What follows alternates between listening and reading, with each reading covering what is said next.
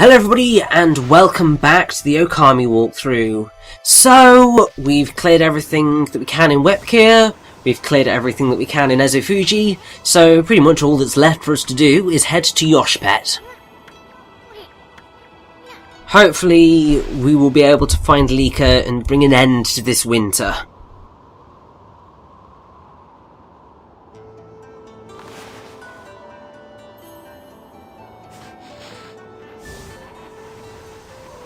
So, apparently, I don't know whether this is completely correct, but Yoshpet, in the ancient arena language, means consuming forest. I mean, the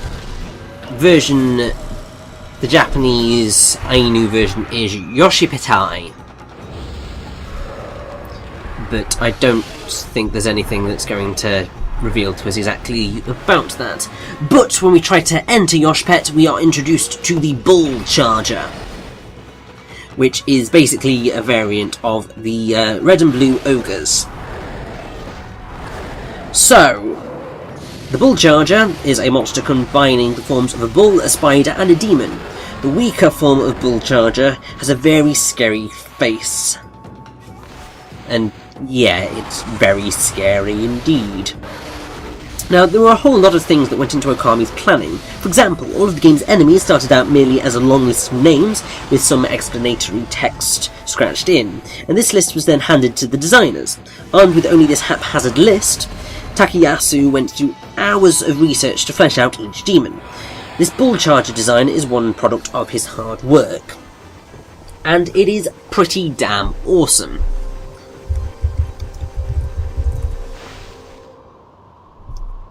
Now, I mean, its Japanese name is Gozuki. And apparently it is based on a member of the twin gatekeepers of hell in Buddhist mythology. So you have the ox head and the horse face. So I'm assuming it's based on ox head. Basically, they are the first beings Dead Soul encounters upon entering the underworld. And apparently, they appear in the Chinese classical novel, Journey to the West. Basically, they're sent to capture Sun Wukong, but he overpowers them and scares them away, then breaks into the underworld and crosses out the names of himself and his primate followers from the record of the living souls, hence granting immortality to himself and his followers. In Japanese mythology, Oxhead and Horseface are known as Gozu and Mezu. I don't believe there's actually a version of Mezu in this game, which is kind of sad. I would have quite liked to have seen a horse-related demon, but oh well, that is out of our grasp.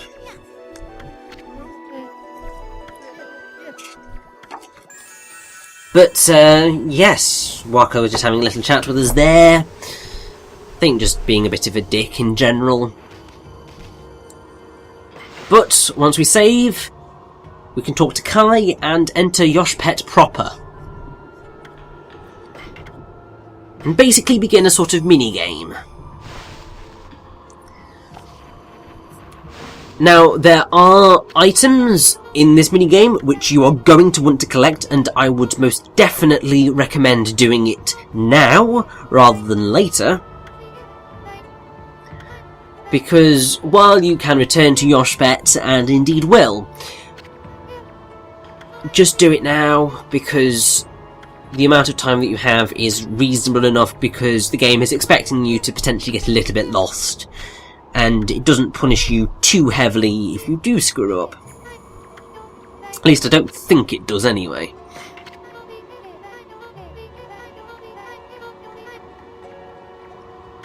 But essentially the way that this takes place is that you've got to follow Kai.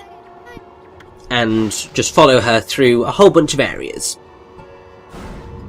We will be returning to Yoshpet to redo this minigame because we're going to have a little bit of a race against Kai, and my good god, it's difficult. So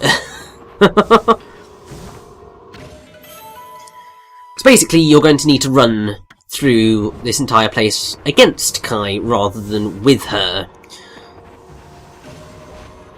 So you aren't really going to have the time to get through this place. Now, you can stop and heal all of the trees if you want to. I mean, get extra praise for doing it. But it's the one place where I would not recommend sitting and healing all the trees, because really, it just wastes time. And in a place where you are on a timed run, wasting time is not worth it. I mean, on a theoretical level, I suppose you could run back through the areas and, like, do a few trees at a time, but then that means that you've got to run through the entire area multiple times, and I mean, come on, really? Who wants to do that? That's just not fun. Now, there are a few moments where you will reach crossroads. I don't believe that was one of them. But, yes, so there are generally signs that direct you the way you're supposed to go. However, we want to go the wrong way because pretty much at the end of all of these wrong ways, there are treasure chests. And in certain of these treasure chests, there are important items. So the cat's eye tassels are a treasure that we haven't picked up before. So if you want to complete your treasure tome, you're going to have to do it. In, I believe, at least one of these things, there is a stray bead. So you're definitely going to be wanting to collect it. And yeah, just in general, just always go the wrong way. As long as you know which way Kai went, and the arrows do pretty much point you in the right direction, then you should be fine, even if you do go the wrong way and then loop back round. Because ultimately, you do have enough time to complete this entire thing with time to spare. Even with getting hit by things, even with going the wrong way, even with a little bit of stopping to smell the roses. Obviously, doing that too much will screw you over, but a little bit of a more jogging pace isn't going to do you any harm.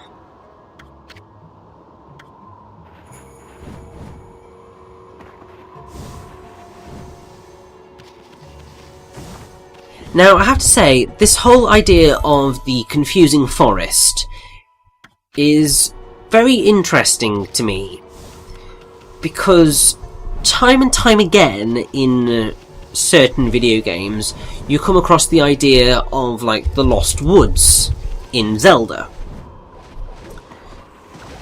So I'm wondering if this idea of the confusing woods has kind of meaning in Japanese legend. Because, I mean, pretty much every single Zelda game has a variant of the Lost Woods. I mean, in Super Mario RPG you have the Forest Maze, and I believe there's a version of it in Paper Mario, and there is always a maze-like forest that it's very easy to get lost in, and the whole shtick of the thing is if you go in there you'll never escape. And I don't know whether it's just a general thing about woods and people not liking woods because it's easy to get lost in because everything looks the same, or what, but yeah, there seems to be a major running trend with confusing and consuming woods.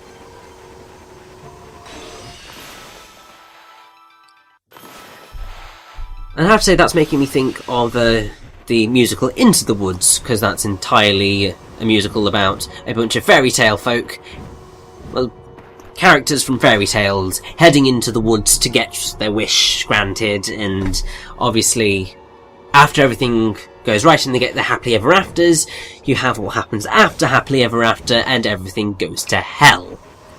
Really like that musical, although I can completely understand why not everybody is a fan of it. It's a bit of an odd one. It's the musicality of Sondheim, really. It's not exactly for everybody.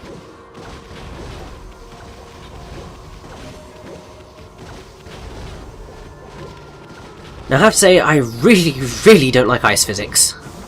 Which is bad, considering the final normal dungeon is ice-based. So there's going to be lots and lots of slippery slopes to deal with, which won't be fun, but we will cope. I mean, we have to in the end, really, don't we? Also, can I say, it's an absolute blessing that I got Inferno. Because otherwise we would just be sitting there waiting for the ice to thaw, and that would be screwing you over quite a lot.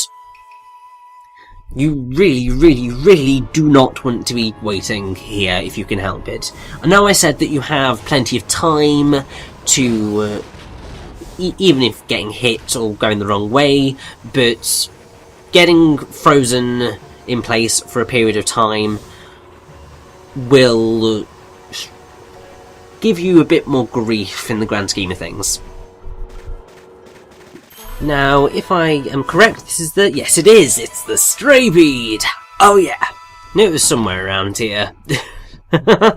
Basically, because you have to spend the extra time digging it up, you can kind of tell, yeah, this is going to be a little bit more than the common treasure that's going to be hidden in this place. But I believe that this is actually the end of Yoshpet. We've got into this wonderful little clearing, and I think we're going to be able to find out some lovely information if we head into that tree trunk. That is, if we can actually get into that tree trunk, because I mean, it seems kind of small.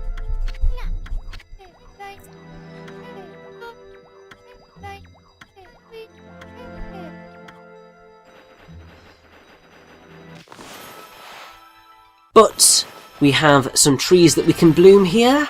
There are also some animals to feed. And I think, or at least I hope, that the grand total of all of this might just push us up to where we need to be. Maybe. I hope. Please, for the love of all that's good in the world.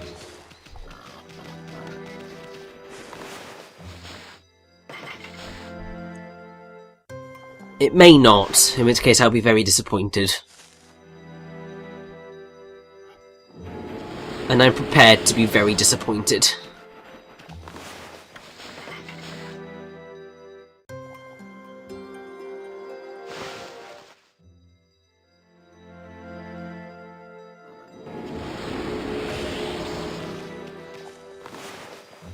Okay.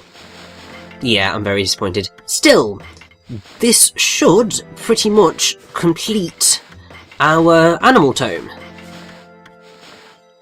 So we have everything bar one dog, which is absolutely excellent because there is only one animal left for us to find, and it's the only one that is actually 100% missable.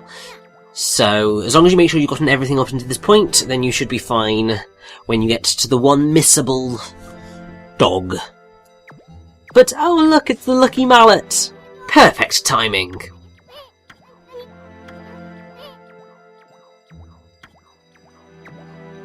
And so, with the help of the lucky mallet, we should be able to enter Pongtan! And that is most definitely what we're going to do, not that Issun's going to follow us because he's being a stubborn old sod. Still, let us away!